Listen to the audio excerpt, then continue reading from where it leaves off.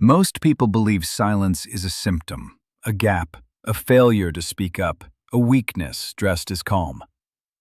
You have been trained your entire life to see the quiet person in the room as the one who lost the conversation. That belief is not just wrong, it is the exact vulnerability that talkative, reactive, emotionally leaking people exploit every single day. And once you understand why, you will never look at a silent person the same way again. Here is the claim that will make half of you close this video in disagreement. The people who talk the most in any argument are almost always losing it. Not winning, losing. Every word you throw into a conflict is a piece of information handed to the other side, a crack in your armor they did not have to work for. You think you are defending yourself. You are actually paying them, sentence by sentence, with the one currency they need to keep the fight going: your reaction. Silence is not the absence of a strategy. Silence is the strategy. And today you are going to learn the actual protocol behind it, phase by phase, so you can deploy it the next time someone tries to bait you into a war of words you were never going to win by talking. Let's start with the mistake almost everyone makes, because you cannot understand the weapon until you understand the trap it replaces. When someone provokes you, insults you, twists your words, or tries to drag you into a public argument, your nervous system does something ancient and almost impossible to resist. It floods you with the urge to correct, to explain, to defend, to win the exchange with a better sentence than theirs. This is not a character flaw, it is biology. But biology, in this specific arena, is working against you. The moment you open your mouth to defend yourself against a manipulator, you have already lost the only advantage you had, which was information. They now know what upsets you, what you are insecure about, where the pressure point is. You just drew them a map. This is where the real concept comes in, one that psychologists who study manipulation and conflict have documented for decades, and it goes by a term you may have heard before: the gray rock technique. The idea is simple and almost insulting in its simplicity. You become boring, flat, unreactive, like a rock on the side of the road that nobody bothers to pick up because there is nothing interesting about it. Manipulators, chronic arguers, people who feed on emotional reaction are hunting for a response. When you refuse to give them one, you are not being weak. You are starving the exact mechanism that keeps them coming back. Call this phase 1 of the protocol: detection before reaction. Before you say a single word in a tense exchange, you pause.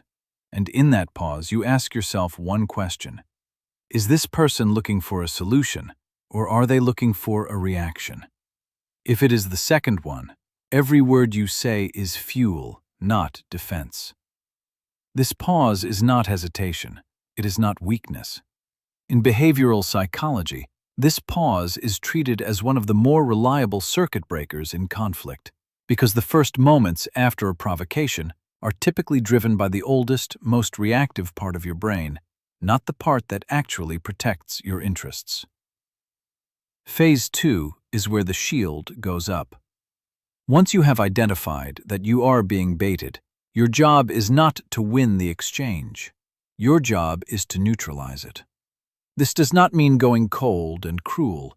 It means using short, calm, almost forgettable lines that give the other person nothing to grab onto. Lines like, "I hear you," or "That's one way to see it," or simply, "Okay." These are not surrender. These are dead ends. You are building a wall out of sentences so flat that there is nothing left for them to push against. A manipulator needs friction to keep going. You are the one who decides whether friction exists. And here is the part almost nobody tells you, the part that separates people who merely stay quiet from people who have actually mastered psychological armor. Silence used correctly is not passive. It is one of the most active things you can do in a conversation, because it forces the other person to sit inside their own words with no audience feeding them back. Have you ever noticed how an argument dies almost instantly when only one person keeps talking? That discomfort you feel watching it happen, that itch in the air, is not your imagination. It is the other person realizing the room is not applauding, not fighting back, not even flinching. That is not a gap in the conversation. That is a checkmate in slow motion. This is exactly why we built this channel. And if the idea of turning quiet moments into deliberate strategy is resonating with you right now, this is the point where subscribing actually matters. Not as a favor to us, but as a way of keeping your own armor stocked, because every video after this one adds another layer to the protocol you are learning today. Let's go deeper into why this works on a level most people never examine. In conflict psychology, one of the oldest and most reliable tools is active listening, not as a soft, therapist-only concept, but as a tactical one. Active listening means you let the other person exhaust their own argument completely before you respond at all. Most people interrupt because silence feels like losing ground. In reality, the person who is forced to keep talking without resistance is the one revealing the most. They repeat themselves, they escalate, they eventually contradict their own point because nothing is pushing back to stop them. You are not being passive when you let this happen. You are running phase 3 of the protocol, exhaustion through space. You are letting them spend their own ammunition into an empty field. Now think about the people you already know who rarely speak in group settings. The ones who sit through meetings, family dinners, group chats, saying almost nothing while everyone else performs their opinions in real time. You have probably underestimated at least one of them. Here is the trap in your own thinking. You assumed silence meant they had nothing to contribute. What actually happens, more often than people realize, is that quiet individuals are running constant background analysis. Every word said in the room becomes data. Every reaction, every inconsistency, every shift in tone gets logged. This is not paranoia. This is what happens when your brain is not busy generating the next sentence to say out loud. The cognitive resources that a talkative person spends on self-expression, a silent person spends on observation.